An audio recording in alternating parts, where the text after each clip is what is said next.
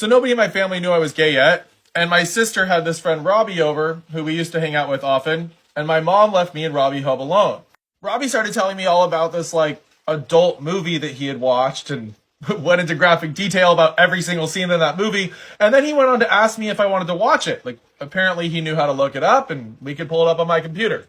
And of course I was down. I mean, I didn't give a shit about seeing the girls. Like, I've watched stuff like that before at this point, but honestly, I always just focused on the guys. And the idea of watching something like this with Robbie was super exciting. I mean, I was really hoping that he would end up getting excited and I could like see it through his pants or something like that.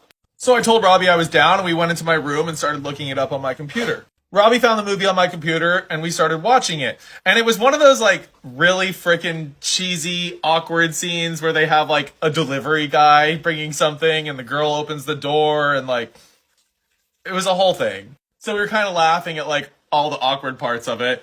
And then they started getting into it. Robbie and I pretty much fell silent like when that started. Like we were pretty much mesmerized by what was happening on the screen. But the whole time I'm kind of like keeping an eye down there, seeing what's happening inside Robbie's pants. And as I'm watching the movie, I noticed that Robbie starts to get a little excited. I mean, his pants are pitching a 10. And I found that really exciting. I mean, literally like instant lump in my throat. I am focused on what's happening there. And I started growing myself. Robbie started commenting on the movie and was like, oh yeah, that's so hot, blah, blah, blah, blah, blah. And the whole time I'm still just focusing on what's happening down there. And then he kind of moves his hand down and like is basically lightly touching that area. So I followed suit and put my hand down there and like, you know, started moving around too, on top of our pants.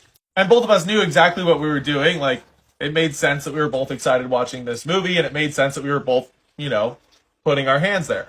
So we're doing this for a couple more minutes, and then Robbie stops and asks me if I have any lotion.